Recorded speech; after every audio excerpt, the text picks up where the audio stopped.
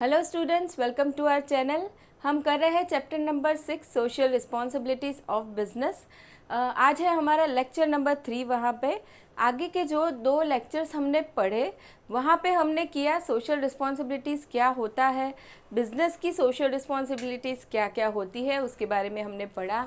Need importance पढ़े social responsibilities के कि बिज़नेस को सोशल रिस्पॉन्सिबिलिटी पूरी करना क्यों ज़रूरी होता है, वो हमने कुछ पॉइंट्स देखे थे। और फिर हमने स्टार्ट किया था responsibilities towards various interest group. Business की जो रिस्पॉन्सिबिलिटीज़ रहती है टोवर्ड्स अलग अलग इंटरेस्ट ग्रुप को, जैसे कि हम कहेंगे इन्वेस्टर्स है, ओनर्स है, कस्टमर्स है, एम्प्लॉयज़ है, ठीक है, वो सब हमारे इंटरेस्ट ग्रुप हो जाते हैं। तो उनकी तरफ बिज़नेस की जो रिस्पॉन्सिबिलिटीज़ है वो हमने स्टार्ट किया था एक एक करके। हमने इन्वेस्टर के बारे में पढ़ा था, ओनर के बारे में पढ़ा था, एम्प्लॉयज़ के बारे में पढ़ा था। आज हम स्टार्ट करते हैं कस्टमर के बारे में कि कस्टमर के लिए क्या क्या रिस्पॉन्सिबिलिटीज़ रहती है बिज़नेस की। अब कस्टमर को तो हम मार्केट का किंग कहेंगे, ठीक है। अब पहले के ज़माने में तो क्या था, कस्टमर्स ज़्यादा अवेयर नहीं थे उनके राइट्स के बारे में कि और क्या क्या लॉज बने हैं हमारी कंट्री में कस्टमर की प्रोटेक्शन के लिए। वो सारी चीज़ों का उनको नॉलेज नहीं था, उनको इन्फॉर्मेशन नहीं थी। लेकिन आजकल के वर्ल्ड में कंज्यूमर्स बहुत अवेयर हो चुके हैं कि उनके पास क्या क्या राइट्स है, क्या क्या लॉज बने हैं उनके लिए। एंड दूसरी चीज़, उन्हें पता है कि पूरे वर्ल्ड में कौन कौन से प्रोडक्ट्स अवेलेबल है, कौन कौन सी सर्विसेज अवेलेबल होती है जिसके वो खरीद सकते हैं एंड यूज़ कर सकते हैं। तो भाई पहले भी कस्टमर किंग था मार्केट का और अभी भी कस्टमर किंग है मार्केट का। तो कस्टमर के लिए बिज़नेस की बहुत बड़ी जिम्मेदारी बनती है। और अगर कस्टमर खुश है, कंज्यूमर खुश है, उसे अच्छा प्रोडक्ट मिलता है, अच्छी सर्विसेज मिलती है, अच्छे प्राइस पे मिलती है, तो ही बिज़नेस भी सक्सेसफुल हो पाता है। वरना बिज़नेस इतने एफर्ट्स ले रहा है, रिसोर्सेस ला रहा है, अच्छे से प्रोडक्शन कर रहा है, कस्टमर के लिए गुड्स बना रहा है, लेकिन अगर वो गुड्स कस्टमर को पसंद नहीं आया तो वो बिज़नेस फेल हो जाता है, मार्केट में वो टिक नहीं पाता, ठीक है। तो अब हम देखते हैं कि इन कंज्यूमर्स के लिए क्या क्या सोशल रिस्पॉन्सिबिलिटीज़ रहेगी बिज़नेस की। Now the customer is the king of market, but in reality experience is different.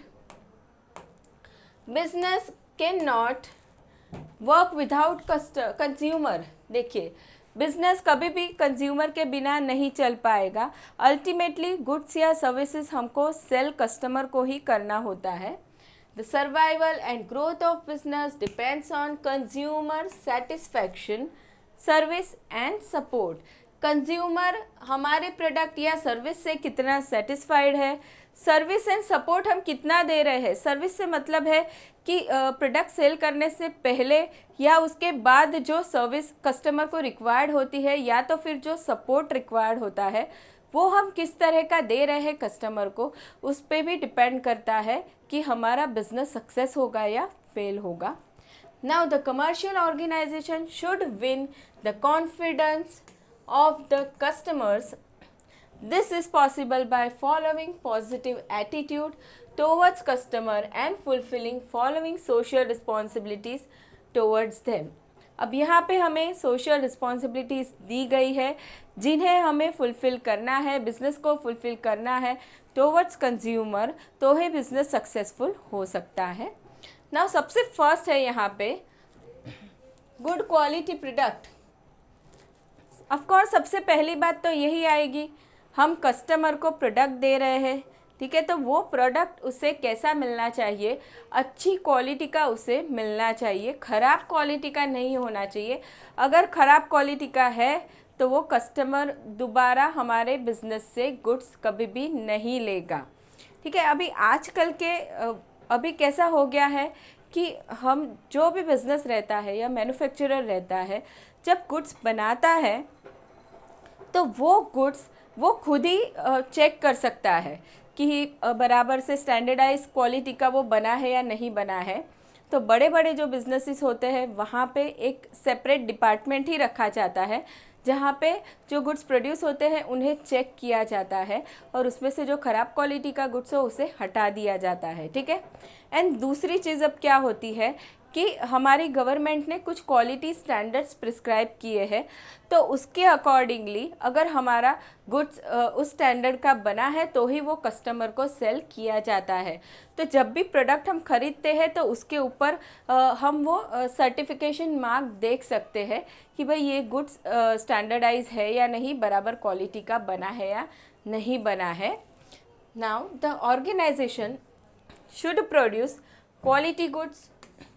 Every organization should have its quality control department. देखिए, बिजनेस का खुद का ही क्वालिटी कंट्रोल डिपार्टमेंट होना चाहिए। So inferior and substandard products can be rejected. एक department होगा जो क्या करेगा, क्वालिटी चेक करने का काम करेगा कि भाई हम जो प्रोडक्ट बना रहे हैं वो बराबर क्वालिटी का बन रहा है या नहीं बन रहा है, ठीक है। और वो क्या करेगा, इन्फीरियर ख़राब क्वालिटी का गुड्स एंड सब स्टैंडर्ड, जो हमने स्टैंडर्ड डिसाइड किया था उससे कम स्टैंडर्ड का बना है, उस प्रोडक्ट को हम निकाल देते हैं एंड कस्टमर को सेल नहीं करते हैं। तो ऐसा डिपार्टमेंट बिजनेस में होना चाहिए। इंटरनेशनल स्टैंडर्ड ऑर्गेनाइजेशन, जिसे हम ISO कहेंगे, is the latest trend towards quality control. This ensures customers about quality product. देखिए, ये ISO क्या करता है, सर्टिफाई करता है प्रोडक्ट को कि ये बराबर क्वालिटी का है या नहीं है। अगर हम देखते हैं कि ISO सर्टिफाइड है तो हम अच्छे से सेटिस्फाइड होकर वो गुड्स ले सकते हैं कि ये गुड्स बराबर ही है, क्वालिटी प्रोडक्ट है। तो ये हो गया हमारा सबसे फर्स्ट रिस्पॉन्सिबिलिटी कि बिजनेस ने क्या करना है, कस्टमर को गुड क्वालिटी प्रोडक्ट्स देना है। Now second is fair prices. चलो, अच्छा गुड्स तो हमने प्रोवाइड कर दिया, लेकिन वो गुड्स जब हम सेल करेंगे कस्टमर को तो उसके अगेंस्ट हम उससे पैसे तो लेंगे, कंसीडरेशन तो लेंगे, जिसे हम क्या कहते हैं, प्राइस, ठीक है। प्राइस कलेक्ट करेंगे गुड्स सेल करने के बदले। अब वो प्राइस कैसी होनी चाहिए, तो वो फेयर प्राइस हमने चार्ज करनी चाहिए कस्टमर से। बहुत ज़्यादा प्राइस हमने कस्टमर से नहीं ले लेनी चाहिए, क्योंकि क्या होगा, एक बार कस्टमर हाई प्राइस पे गुड्स ले लेगा, बाद में जब उसे पता चलेगा कि मार्केट में वही क्वालिटी का गुड्स कम प्राइस में मिल रहा है तो कस्टमर फिर हमारे पास वापस नहीं आता है। अब ये जब फेयर प्राइस की हम बात करेंगे तो ये फेयर प्राइस बिजनेस कैसे डिसाइड कर सकता है, तो उसे जो भी कॉस्ट लगी है प्रोडक्ट बनाने की उस पर वो प्रॉफिट ऐड करके प्राइस डिसाइड कर सकता है। कॉम्पिटिटर की प्राइस देख सकता है कि भाई मार्केट में क्या प्राइस चल रही है वैसे प्रोडक्ट की, ये सारी चीज़ें ध्यान रख के वो फेयर प्राइस डिसाइड कर सकता है। और एक बात ये, जब भी प्रोडक्ट सेल किया जाता है तो उसके ऊपर MRP होना ज़रूरी है, जिसे हम कहेंगे मैक्सिमम रिटेल प्राइस। अब ये जो प्राइस रहती है उसे देख के कस्टमर बाय कर सकता है प्रोडक्ट को। तो जो भी शॉपकीपर सेल कर रहा है प्रोडक्ट को, वो MRP से ज़्यादा प्राइस कस्टमर के पास से कलेक्ट नहीं कर सकता। The customer should not be cheated by charging high prices. देखिए, हाई प्राइसेस लगा के कस्टमर को चीट नहीं करना है। It is not possible to fool the customers at all the times. हम हमेशा ही कस्टमर को बेवकूफ़ नहीं बना सकते। एक बार वो हाई प्राइस पे ले लेगा कस्टमर गुड्स, उसके बाद नहीं लेगा। Fair prices convert one time consumers into permanent consumers. Yes, अगर हमने फेयर प्राइस, बराबर से प्राइस कलेक्ट किया हुआ है कस्टमर के पास से, तो वो कंज्यूमर हमारे पास लॉयल बन जाता है, वो हमारे ही बिजनेस में बार बार गुड्स खरीदने के लिए आता है। Now maximum retail price MRP inclusive of all taxes should be printed on every packet. जो भी प्रोडक्ट सेल होता है सारे ही पैकेट पे MRP प्रिंट करना बहुत ज़रूरी है, जिसे हम कहते हैं मैक्सिमम रिटेल प्राइस। अब ये maximum retail price inclusive of all the taxes होती है, मतलब कोई भी शॉपकीपर ऐसे नहीं बोलेगा कि ये MRP है तो उसके ऊपर हम टैक्स लगा के आपको बेचेंगे, ऐसा नहीं हो सकता। वो MRP इंक्लूसिव ऑफ टैक्सेस होती है और वही फाइनल प्राइस होती है। उससे ज़्यादा प्राइस वो कस्टमर से चार्ज नहीं कर सकता। Retailer should not charge any extra amount. देखिए, कोई भी एक्स्ट्रा अमाउंट रिटेलर या शॉपकीपर चार्ज नहीं कर सकता कस्टमर के पास से। तो ये हो गई सेकंड रिस्पॉन्सिबिलिटीज़ फेयर प्राइजेस के related. Now third one is customer safety. देखिए, जो भी गुड्स बनते हैं, प्रोडक्ट बनता है, वो कंज्यूमर के लिए सेफ़ होना चाहिए, उसे नुकसान करने वाला नहीं होना चाहिए। ये एक बहुत बड़ी रिस्पॉन्सिबिलिटी बन जाती है बिज़नेस की। काफ़ी सारे प्रोडक्ट्स ऐसे होते हैं जो अगर बराबर से ना बनाए जाए तो कस्टमर को नुकसान पहुंचा सकते हैं।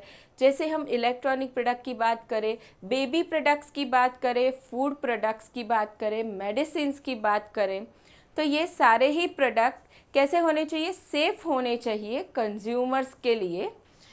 Now the business must ensure that the product supplied will not adversely affect the life and health of the customers। Customers की लाइफ एंड हेल्थ को अफेक्ट नहीं होना चाहिए प्रोडक्ट यूज़ करने के बाद। Unsafe products should not be marketed। Consumers should be warned of any unsafe goods। कोई product अगर ऐसा है जो अनसेफ है हेल्थ के लिए, लाइफ के लिए, तो कंज्यूमर्स को उसके बारे में अवेयर करना बहुत ज़रूरी है। प्रोडक्ट के ऊपर मेंशन कर देना बहुत ज़रूरी होता है। चलिए, ये हो गया कंज्यूमर सेफ्टी, थर्ड रिस्पॉन्सिबिलिटी। अब आगे बढ़ेंगे। Fourth one is honest advertising.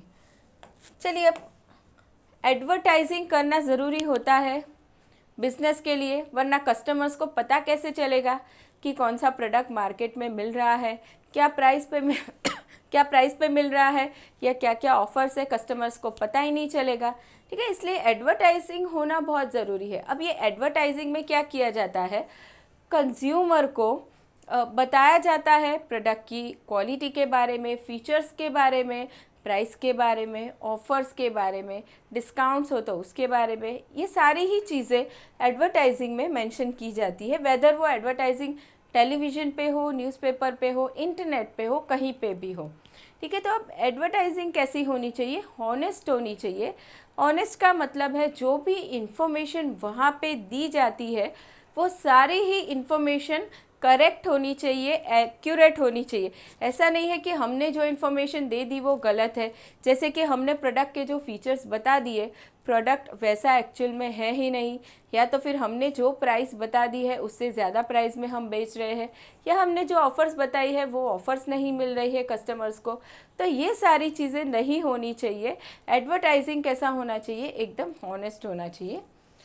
Now the customers want to know the facts, features, advantages, side effects, etc. of the product. The advertisement conveys this information। Advertisement में क्या होता है? ये सारी ही information customer को बताई जाती है। So the organization must be sure that the advertisement is not being misleading। Advertisement misleading नहीं होनी चाहिए कस्टमर के लिए। अब मिसलीडिंग मतलब हमने किसी को गलत बोल के प्रोडक्ट बेच दिया, उसे मिसलीड करना कहते हैं। तो हम एडवर्टीज़मेंट में गलत चीज़ें बता देंगे, कस्टमर तो प्रोडक्ट ले लेगा बराबर, तो उसे कहते हैं मिसलीड करना। तो ये चीज़ नहीं होनी चाहिए। False, misleading and vulgar advertisement should be avoided. Consumers will appreciate only honest advertisements in long run. अगर बिजनेस को लॉन्ग रन में टिकना है तो ये सारी चीज़ें परफेक्टली करनी होगी, एडवर्टीज़मेंट करेक्टली करना होगा बिजनेस ने। नाउ नेक्स्ट रिस्पॉन्सिबिलिटी है कस्टमर के लिए, वो है आफ्टर सेल सर्विस। अब प्रोडक्ट हमने बेच दिया कस्टमर को, तो ऐसा नहीं है कि वहीं पे बात ख़त्म हो गई। काफ़ी सारे प्रोडक्ट्स ऐसे होते हैं जहाँ पे आफ्टर सेल सर्विस की रिक्वायरमेंट होती है। जैसे फॉर एग्ज़ाम्पल हम इलेक्ट्रॉनिक गुड्स की बात करें तो क्या होता है, प्रोडक्ट सेल करने के बाद कुछ वारंटी पीरियड रहता है उसका, तो उस टाइम में कुछ प्रॉब्लम हो जाती है तो उस प्रोडक्ट को रिपेयर करके देना ज़रूरी होता है। बिजनेसमैन क्या करता है, उस प्रोडक्ट को रिपेयर करवा के देता है, जिसे हम आफ्टर सेल सर्विस कहते हैं। तो ये आफ्टर सेल सर्विस प्रोवाइड करना भी बहुत ज़रूरी होता है अब मान लो हम ही कंज्यूमर है, कोई प्रोडक्ट हम लेना चाहते हैं लेकिन वो बिजनेसमैन आफ्टर सेल सर्विस अच्छी नहीं दे रहा है, तो हम क्या करेंगे, वो प्रोडक्ट लेना हम रिजेक्ट कर देंगे। ठीक है, तो देखते हैं आफ्टर सेल सर्विस के बारे में। The organization is expected to provide after sale service for maintenance of goods during the period of warranty। देखिए, जितना भी वारंटी पीरियड रहता है उस वारंटी पीरियड के अंदर जिम्मेदारी बनती है बिजनेसमैन की। आफ्टर वारंटी पीरियड बिजनेसमैन जिम्मेदार नहीं है प्रोडक्ट को रिपेयर करने के लिए। Now efficient and effective after sale service helps to establish good relation between the consumers and the organization। तो ये हो गया हमारा fifth responsibility towards consumers. Now आगे बढ़ते हैं सिक्स्थ, जो बताता है रिसर्च एंड डेवलपमेंट के बारे में। अब ऑर्गेनाइजेशन या फर्म या बिजनेसेस क्या करेंगे, रिसर्च एंड डेवलपमेंट करते रहते हैं कंटिन्यूअसली। वो जो प्रोडक्ट दे रहे हैं कस्टमर को या फिर जो सर्विसेज प्रोवाइड कर रहे हैं उसके अंदर, ताकि कस्टमर को कुछ ना कुछ नया मिलता रहे। अब ये रिसर्च एंड डेवलपमेंट जो किया जाता है वो कस्टमर की जो रिक्वायरमेंट है उसे ध्यान में रख के किया जाता है कि भाई हम जो प्रोडक्ट सेल कर रहे हैं उसमें कस्टमर की नीड क्या है और क्या कस्टमर नई रिक्वायरमेंट चाहता है उसके अंदर, उसके बेसिस पे चेंजेस किए जाते हैं एग्जिस्टिंग प्रोडक्ट में। उसे हम रिसर्च एंड डेवलपमेंट कहते हैं। तो ये भी एक बिज़नेस की जिम्मेदारी है टुवर्ड्स कंज्यूमर कि वो कंज्यूमर्स को नए से नए प्रोडक्ट, नए से नए इनोवेशन किए हुए प्रोडक्ट प्रोवाइड करता रहे। Organization should conduct research and development to improve the quality of the goods and to reduce the cost of production। देखिए, रिसर्च एंड डेवलपमेंट जब होता है तो ज़रूरी नहीं है खाली वो कस्टमर को नया प्रोडक्ट प्रोवाइड करने के लिए ही हो।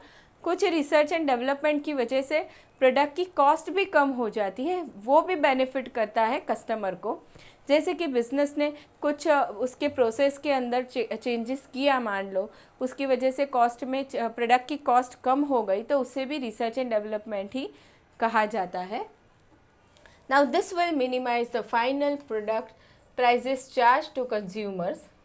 It must provide quality standards such as BIS bureau of Indian standards and Agmark agricultural marketing जिसे हम कहेंगे ऑन रिस्पेक्टिव प्रोडक्ट। ये सारी चीज़ें ये रिलेट करता है प्रोडक्ट की क्वालिटी से, क्वालिटी बताता है BIS एंड एगमार्क जो मेंशन किया हुआ होना चाहिए बाय बिजनेसमैन। तो ये हो गया हमारा रिसर्च एंड डेवलपमेंट के बारे में जो ज़रूरी है बिजनेसेस ने करना। Next one is regular supply. देखिए, प्रोडक्ट हम सेल कर रहे हैं, बिजनेस सेल कर रहा है कस्टमर को, तो ऐसा नहीं है कि थोड़े टाइम के लिए हमने बहुत अच्छी सप्लाई दे दी मार्केट में, उसके बाद सप्लाई शॉर्ट हो गई, कम पड़ गई, मार्केट में प्रोडक्ट अवेलेबल नहीं है, तो उससे क्या होगा, जो रेगुलर कंज्यूमर है जो बिज़नेस का ही प्रोडक्ट यूज़ कर रहा है उसको क्या प्रॉब्लम हो जाएगी, वो प्रोडक्ट उसे मिलेगा नहीं। ठीक है, एंड वो कंज्यूमर फिर शिफ्ट कर देगा दूसरे बिजनेसेस पे। तो ये चीज़ नहीं होनी चाहिए। मार्केट में सप्लाई प्रोडक्ट्स की रेगुलर होनी चाहिए। कभी कभी क्या होता है कि बिजनेसमैन क्या करते हैं, प्राइजेस बढ़ाने के लिए आर्टिफिशियल शॉर्टेज क्रिएट कर देते हैं मार्केट के अंदर। ना what is artificial shortage, product actual में अवेलेबल होता है लेकिन वो मार्केट में रिलीज़ नहीं करते हैं, मार्केट में सप्लाई कम कर देते हैं ताकि प्राइसेस बढ़ जाए प्रोडक्ट की, एंड उसके बाद वो मार्केट में प्रोडक्ट लाते हैं ताकि कस्टमर हाई प्राइस पे लेने के लिए भी रेडी हो जाए। उसे हम कहते हैं आर्टिफिशियल शॉर्टेज ऑफ प्रोडक्ट। तो ये सारी चीज़ें नहीं करनी चाहिए फर्म्स ने या बिजनेसेस ने। Now consumers should be supply with the goods regularly as and when required by them. The commercial organization should not create artificial shortage of goods by hoarding and black marketing। देखिए, hoarding का मतलब होता है goods को stock करके रखना। Production हो गया है, मार्केट में ज़रूरत भी है, डिमांड भी है, फिर भी हम रोक के रखते हैं, रिलीज़ नहीं करते, उसे हम होर्डिंग कहेंगे। एंड ब्लैक मार्केटिंग भी होता है कभी कभी प्रोडक्ट्स का। तो ये सारी चीज़ें नहीं होनी चाहिए, अवॉइड करनी चाहिए बिजनेसेस ने। तो ये हो गया हमारा 7th responsibility towards consumers. Now next is attend complaints. Complaint की हम बात करें तो कंज्यूमर्स को काफ़ी सारी कंप्लेंट्स हो सकती है प्रोडक्ट के लिए या फिर सर्विसेज के लिए। तो वो जो कंप्लेन है वो बिजनेसेस ने सुननी चाहिए एंड फिर उसको सॉल्व भी करनी चाहिए। तो ये एक रिस्पॉन्सिबिलिटी हो गई टुवर्ड्स कंज्यूमर, वरना क्या होगा, कंज्यूमर्स खुश नहीं रहेंगे एंड वो फिर प्रोडक्ट कहीं और से लेना पसंद करेंगे। The consumer complaints must be attended immediately. देखिए, इमीडिएटली सॉल्यूशन लाना बहुत ज़रूरी है। Quick and effective grievances redressal system should be implemented. Quick and effective क्या बनाना है हमें, ग्रीवेंसेस रिड्रेसल सिस्टम। ग्रीवेंसेस का मतलब होता है कंप्लेंट्स एंड रिड्रेसल का मतलब होता है सॉल्व करना। तो कंप्लेंट सॉल्व करने की सिस्टम हमने खुद ने ही बिजनेसेस में सेट करनी चाहिए। Now suggestions of the customers should be welcome. या फिर कस्टमर कोई सजेशन देना चाहता है रिलेटेड टू प्रोडक्ट, कुछ सामने से कुछ बताना चाहता है प्रोडक्ट के फीचर के बारे में, तो उस सजेशन को भी बिजनेस ने सुनना चाहिए। Now next is training. कुछ प्रोडक्ट्स ऐसे होते हैं जहाँ पे कस्टमर को ट्रेनिंग देना ज़रूरी है। खाली हमने प्रोडक्ट सेल कर दिया तो नहीं चलता है। जैसे कि मान लो बिजनेस में जो सॉफ्टवेयर यूज़ होते हैं, तो वो सॉफ्टवेयर की हम बात करें तो जब हम सॉफ्टवेयर सेल करते हैं तो कस्टमर को ट्रेनिंग मिलना ज़रूरी है उसके यूज़ के रिलेटेड। तो ये ट्रेनिंग भी बहुत इम्पॉर्टेंट पार्ट होता है रिस्पॉन्सिबिलिटी का। Now organization should arrange training for their consumers either free or by charging reasonable fees। अब वो डिपेंड करता है बिजनेस इस पे कि उन्हें फीस चार्ज करना है या फिर वो फ्री में ट्रेनिंग देंगे।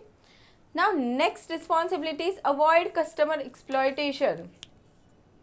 कस्टमर का एक्सप्लॉयटेशन नहीं होना चाहिए। काफ़ी सारी चीज़ें ऐसी होती है जिसकी वजह से कस्टमर का एक्सप्लॉयटेशन किया जाता है। जैसे कि देखिए, business should avoid unfair trade practices which lead to exploitation of consumers.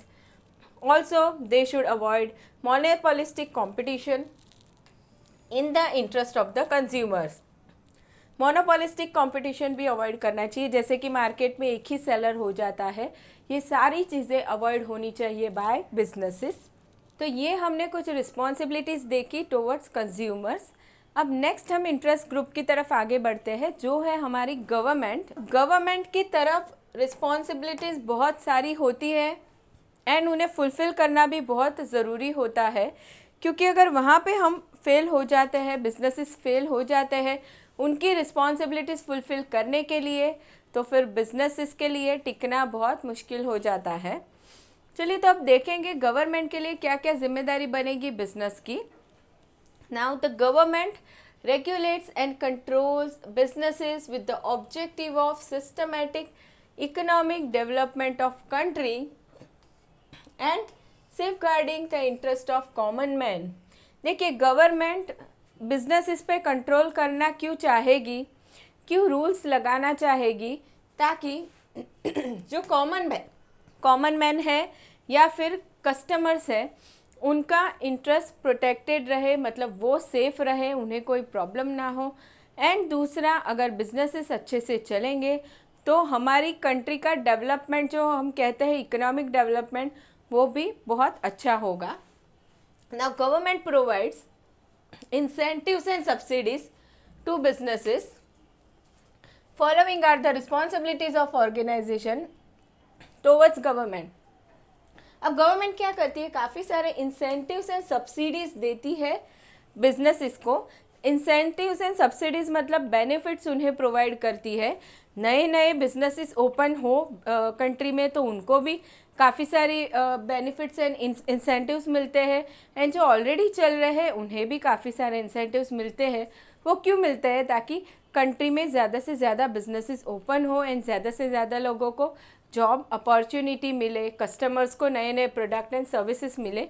इन सारी चीज़ों के लिए गवर्नमेंट हेल्प करती है बिजनेसेस को। तो अब बिजनेसेस की भी जिम्मेदारी बनती है कि वो पूरी करे गवर्नमेंट की तरफ। चलिए देखते हैं क्या क्या रिस्पॉन्सिबिलिटीज रहेगी बिजनेस की। सबसे फर्स्ट आता है टाइमली पेमेंट ऑफ टैक्सेस। ये गवर्नमेंट के लिए सबसे पहली रिस्पॉन्सिबिलिटी होगी कि बिजनेस इसने क्या करना है, टैक्स बराबर से पे कर देना है गवर्नमेंट को। प्रॉपर करेक्ट एक्यूरेट जो टैक्स है वही पे करना है, एंड दूसरा रेगुलर टाइम पे करना है, डिले नहीं करना है टैक्स पेमेंट के लिए, क्योंकि गवर्नमेंट को भी फंड की रिक्वायरमेंट होती है। गवर्नमेंट भी हमारे कंट्री के डेवलपमेंट के लिए काफ़ी सारे काम करती रहती है, हमारी कंट्री के इंफ्रास्ट्रक्चर के लिए काम करती है। तो वहाँ पे गवर्नमेंट को फंड्स रिक्वायर्ड होते हैं, और वो फंड गवर्नमेंट को मिलते कहाँ से है, जो बिजनेसेस हैं, इंडिविजुअल्स है जो टैक्स पेमेंट करते हैं, वहाँ से उन्हें वो फंड मिलते हैं। Now the government imposes various types of taxes like sales tax, income tax, wealth tax etcetera. ये बहुत सारी टाइप्स के टैक्स है जो पब्लिक भरती है। Now business units should pay this taxes from time to time. बराबर टाइम पे टैक्स भर देना चाहिए। It would be difficult for the government to undertake development projects without availability of funds. Government को हमारी कंट्री में जो भी डेवलपमेंट करना है, अगर वो डेवलपमेंट कंटिन्यूअस करते रहना है तो गवर्नमेंट को फंड की ज़रूरत होती है, रेगुलर उसे फंड मिलता रहे। तो इसीलिए बिजनेसेस की जिम्मेदारी है कि वो टैक्स रेगुलरली भरती रहे। Now next is observing rules and regulation. Rules and regulation, अब यहाँ पे क्या है, बिजनेस जब बनते हैं तभी काफ़ी सारे रूल्स होते हैं, रजिस्ट्रेशन फॉर्मेलिटीज़ होती है, और जब बिजनेसेस चल रहे होते हैं तभी भी काफ़ी सारे रूल्स होते हैं गवर्नमेंट के, जो बिज़नेस ने पूरे करने चाहिए, फॉलो करने चाहिए। ठीक है, तो ये बात हो जाएगी रूल्स एंड रेगुलेशंस की। अगर रूल्स एंड रेगुलेशंस फॉलो नहीं होते हैं तो फिर बिजनेसेस पे कुछ फाइन्स एंड पेनल्टीज़ भी लगती है। Now the rules frame by the government for the business should be fully complied with. The businesses should follow the laws regarding obtaining license for a specified business, the operation of the business, price determination and production. काफ़ी सारी चीज़ों के लिए rules बनाए हैं government ने जो follow करने होते हैं बिजनेसेस को। They should conduct business in lawful manner. Business भी कैसे होने चाहिए, लॉफुल मैनर में चलने चाहिए। कोई भी गलत या इलीगल चीज़ें बिजनेस में नहीं होनी चाहिए। ये हो गई second responsibility. Now third one is earning foreign exchange. हमारी गवर्नमेंट के लिए बिजनेस ने क्या करना है, फॉरेन एक्सचेंज अर्न करके देना है। काफ़ी सारे बिजनेसेस ऐसे होते हैं जो लोकल लेवल पे नहीं चलते, जो आगे बढ़ते हैं, जो जहाँ पे प्रोडक्ट एक्सपोर्ट का भी बिजनेस होता है। मतलब हम सिर्फ हमारी कंट्री में सेल्स नहीं कर रहे हैं, हम अदर कंट्री में भी हमारा गुड्स एंड सर्विसेज बेच सकते हैं। तो अगर वहाँ पे हम गुड्स सेल करते हैं तो इन रिटर्न हमें क्या मिलता है, जो भी कंसिडरेशन मिलेगा वो हमें फॉरेन एक्सचेंज में मिलता है, और जितना हमारी कंट्री में फॉरेन एक्सचेंज ज़्यादा आएगा उतना ही हमारी गवर्नमेंट को बेनिफिट होता है। तो ये एक रिस्पॉन्सिबिलिटी बहुत बड़ी है जो काफ़ी बिजनेसेस पूरी करते हैं, earning foreign exchange. The government also expects from business organization that will earn foreign exchange by exporting goods. Goods export करने से हमें foreign exchange मिलता है। The government requires this foreign exchange for importing various goods, valuable and important products. अब ये जो foreign exchange हमारी country में आता है उसे गवर्नमेंट यूज़ करेगी। काफ़ी सारे प्रोडक्ट्स या वैल्यूएबल ऐसे होंगे जो रिक्वायर्ड होते हैं हमारी कंट्री के डेवलपमेंट के लिए, हमारी कंट्री में इंफ्रास्ट्रक्चर बनाने के लिए। तो वो सारी चीज़ें लेने के लिए गवर्नमेंट क्या करेगी, जो हमने एक्सपोर्ट करके पैसे अर्न किए हैं उसे यूज़ करती है। Now next responsibility is economic development. देखिए, इकोनॉमिक डेवलपमेंट कंट्री में लाना बहुत ज़रूरी है। अब ये इकोनॉमिक डेवलपमेंट कैसे आएगा, बिजनेसेस ज़्यादा से ज़्यादा प्रॉफिट करेंगे तब आता है, और गवर्नमेंट भी क्या करती है, every year different different fields के लिए कुछ वो टारगेट्स बनाती है कि चलो इस फील्ड में इतना प्रोग्रेस होगा, इस फील्ड में इतना होगा। तो अगर बिजनेसेस अच्छे से काम कर रहे हैं तो वो टारगेट्स अचीव हो जाते हैं एंड कंट्री में इकोनॉमिक डेवलपमेंट आता है। Now government sets the targets for balanced and economic development of the country. The business organization should provide necessary cooperation to the government. Businesses ने क्या करना है, कोऑपरेट करना है इकोनॉमिक डेवलपमेंट लाने के लिए हमारी कंट्री में। Now next is implementing socio-economic policies. Now what is socio-economic policies? अब socio-economic policies मतलब काफ़ी सारी चीज़ें हमारी कंट्री में ऐसी होती है जो सोशल है, जहाँ पे बिजनेसेस हेल्प कर सकते हैं, ठीक है। जैसे कि हम हॉस्पिटल बनाने की बात करें या स्कूल्स बनाने की बात करें, तो ये सारी जो डेवलप करना है कंट्री में, तो वो पॉलिसीज़ को गवर्नमेंट बोलेगी सोशियो इकोनॉमिक पॉलिसी, जहाँ पे काफ़ी सारे पैसे भी रिक्वायर्ड होते हैं एंड वो लोगों के सोशल डेवलपमेंट के लिए होती है। तो बिजनेसेस उसके अंदर भी कंट्रीब्यूट कर सकते हैं। Now government expects cooperation and help from the business sector in implementing socio economic programs and policies. ये जो चीज़ें होती है जो लोगों के सोशल डेवलपमेंट के लिए होती है, हॉस्पिटल बनना या एजुकेशनल इंस्टीट्यूशन बनना, ठीक है, तो वो सारी चीज़ों में जब बिजनेसेस हेल्प करते हैं तो इसका मतलब क्या हुआ कि businesses socio economic policies follow कर रहे हैं। Now next is suggestions to government. Government जब बिजनेस रिलेटेड पॉलिसीज़ बनाती है या रूल्स बनाती है तो गवर्नमेंट को सजेशन की ज़रूरत पड़ती है। ऑफ कोर्स विदाउट नॉलेज या ओपिनियन कोई भी रूल या पॉलिसी नहीं बनेगी, तो गवर्नमेंट को भी रिक्वायरमेंट होती है सजेशंस की।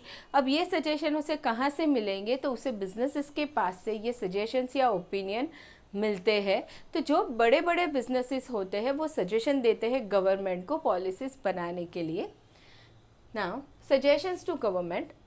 Business organization can provide suggestion to the government before framing important policies such as industrial policy, import-export policy,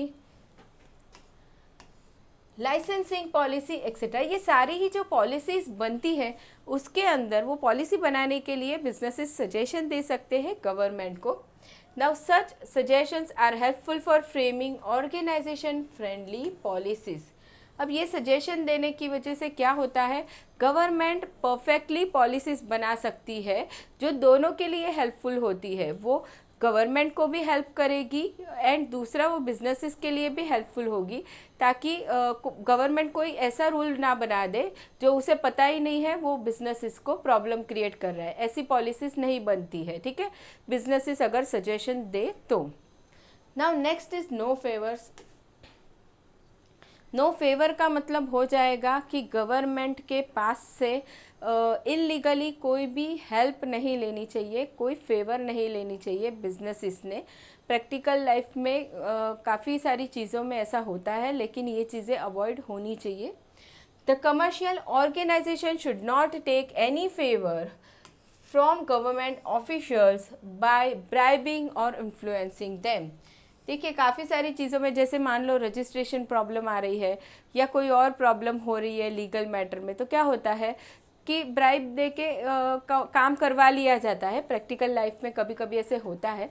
तो ये सारी चीज़ें अवॉइड करनी चाहिए बिजनेसेस ने, क्योंकि ये गलत है। Now next is contributing to government treasury. Government की ट्रेजरी में कंट्रीब्यूट करना, पैसे देना, ये भी एक रिस्पॉन्सिबिलिटी है बिजनेसेस की। लेकिन ऐसा कब होगा, मोस्टली जब कंट्री में इमरजेंसी आ जाती है या कोई ऐसी सिचुएशन हो जाती है जब गवर्नमेंट को फंड की रिक्वायरमेंट है, सोशल डेवलपमेंट के लिए रिक्वायरमेंट है, तब बड़े बड़े बिजनेसेस क्या करते हैं, फंड्स प्रोवाइड करते हैं गवर्नमेंट को या गवर्नमेंट ट्रेजरी में। Now the government organization must contribute the funds to the government during the emergencies and natural calamities like floods, earthquakes etcetera. ऐसी नेचुरल कैलामिटीज़ अगर कुछ भी हो जाती है जहाँ पे लोगों को, पब्लिक को ज़रूरत है पैसे की, तो उस टाइम पे बड़े बड़े बिजनेसेस हेल्प करते हैं थ्रू गवर्नमेंट ट्रेजरी में पैसे दे के। तो ये हमने रिस्पॉन्सिबिलिटीज़ देख ली बहुत सारी टुवर्ड्स गवर्नमेंट। अब आगे बढ़ेंगे, लास्ट वन हम देखेंगे, वो है रिस्पॉन्सिबिलिटीज़ टुवर्ड कम्युनिटी, सोसाइटी या पब्लिक इन जनरल।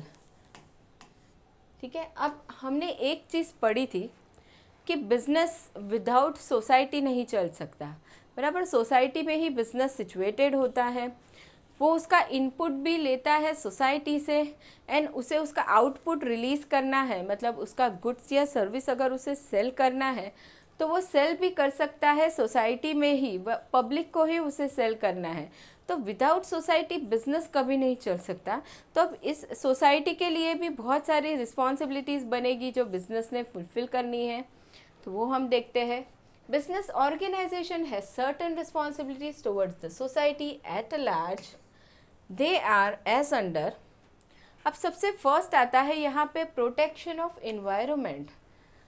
देखिए, हमने पढ़ा कि हम इनपुट लेते हैं सोसाइटी से, बिजनेस हम जो चला रहे हैं, इनपुट का मतलब हो जाएगा जो हम रिसोर्सेज रिक्वायर्ड होते हैं, रॉ मटेरियल है या ह्यूमन रिसोर्स है या नेचुरल रिसोर्स की हम बात करेंगे जो वाटर है, इलेक्ट्रिसिटी है। ठीक है, ये सारी चीज़ें हम लेते हैं सोसाइटी से, यूज़ करते हैं बिजनेस करने के लिए। तो अब ये सारी चीज़ें यूज़ करके जब हम बिजनेस कर रहे हैं, चीज़ें बना रहे हैं, मैन्युफैक्चरिंग कर रहे हैं, तो उस टाइम पे ऐसा होता है कि उस मैन्युफैक्चरिंग प्रोसेस से एनवायरनमेंट को नुकसान होता है। ठीक है, हार्मफुल हो जाती है वो एक्टिविटी एनवायरनमेंट के लिए, सोसाइटी के लिए। तो ये चीज़ें बिजनेसेस ने अवॉइड करनी चाहिए कि हो सके उतना कम वो पोल्यूशन क्रिएट करे, एंड दूसरा हो सके उतना कमर्शियल एरिया में ही जाके बिजनेसेस को ओपन करे, रेसिडेंशियल एरिया में ना करे। तो ये रिस्पॉन्सिबिलिटी बनती है एनवायरनमेंट के related. Pollution is the major problem of present times. Air pollution and water pollution are due to industries. देखिए, air pollution and water pollution maximum क्यों होता है? Due to industries, chemical plants, cement plants, etc. ये सारी चीज़ें बनने की वजह से air pollution and water pollution बहुत हो गया है। तब business organization should take all possible measures to minimize pollution. Businesses ने ऑलवेज ट्राई करना है कि ये जो पॉल्यूशन क्रिएट हो रहा है, ये सारी जो इंडस्ट्रीज़ ओपन हुई है उसकी वजह से वो पॉल्यूशन बहुत मिनिमम हो, ताकि वो सोसाइटी के लोगों को नुकसान ना करे। Now next is better and maximum use of resources.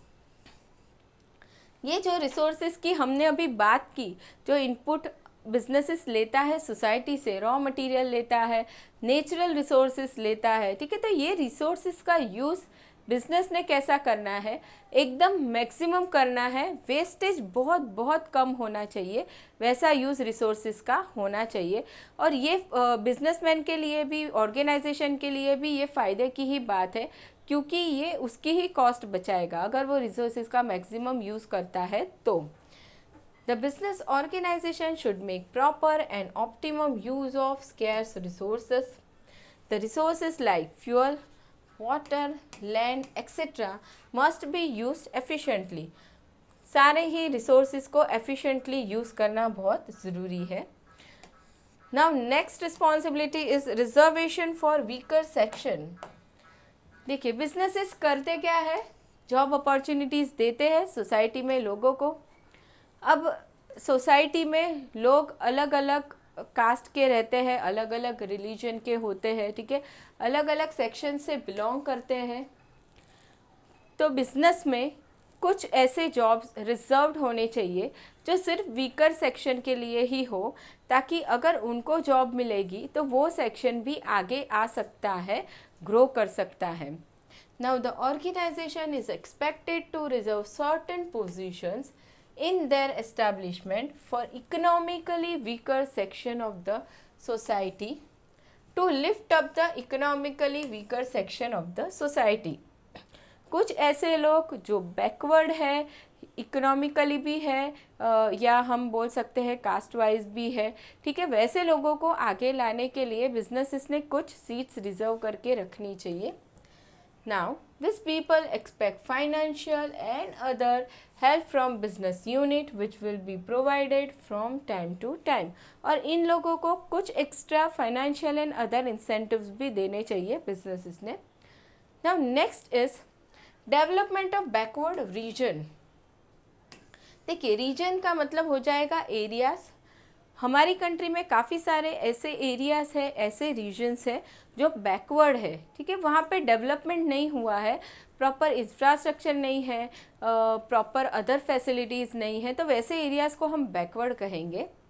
तो वैसे एरियाज़ में भी बिजनेसेस ने जाके वहाँ पे भी काम करना चाहिए, वहाँ पे भी बिजनेस सेटअप होने चाहिए ताकि वैसे एरियाज़ भी इकोनॉमिकली डेवलप हो सके, आगे आ सके, ठीक है. ऐसा नहीं होना चाहिए कि खाली सिटीज़ में ही बिजनेसेस ओपन हो रहे हैं और बैकवर्ड रीजन पीछे ही रह जा रहे हैं, ऐसा नहीं होना चाहिए.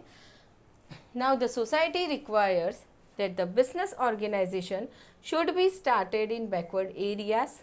This will create employment opportunities and increases purchasing power among the rural people, thereby helping backward regions to develop.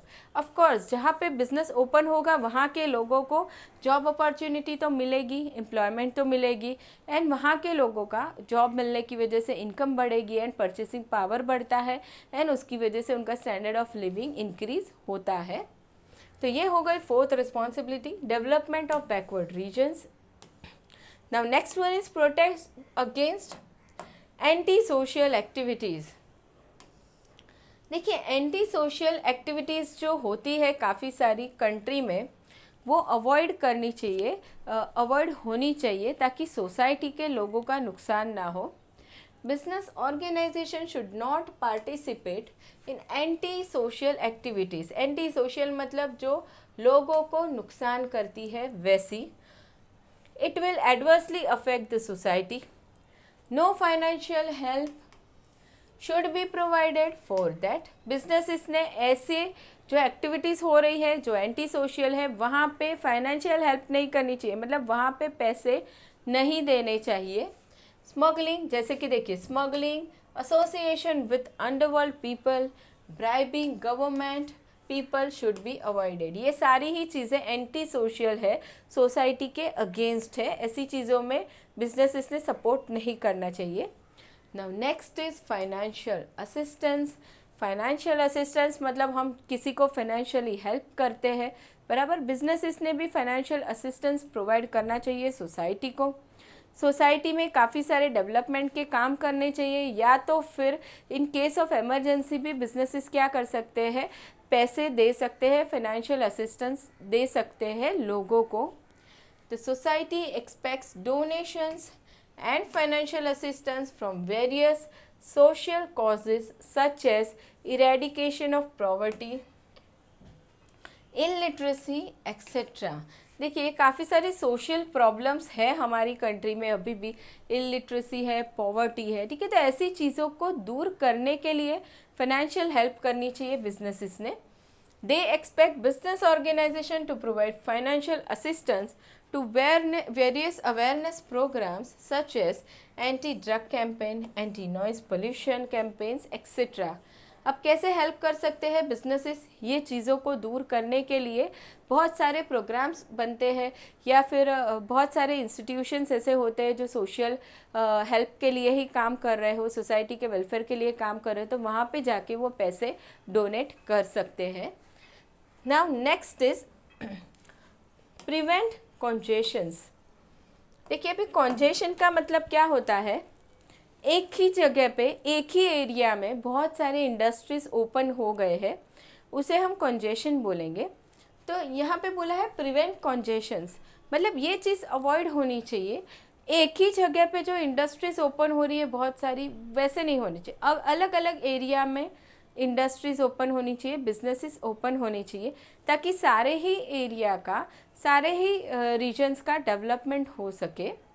The businesses should avoid congestion of industries in cities by spreading industries in different places or locations. Industries should be preferably located in industrial zones only. It will avoid adverse effect on residential areas. एक तो उन्होंने क्या बात बताई, जो cities है, city area में जहाँ पे कॉन्जेशन हो जाता है, बहुत सारी इंडस्ट्रीज़ एक साथ वहीं पे ओपन हो जाती है, तो वो एक चीज़ अवॉइड होनी चाहिए। दूसरा, रेसिडेंशियल एरिया है, वहाँ पे ओपन नहीं होनी चाहिए ज़्यादातर industries.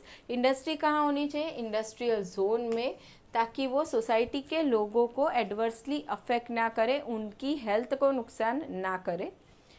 Now next is employment generation.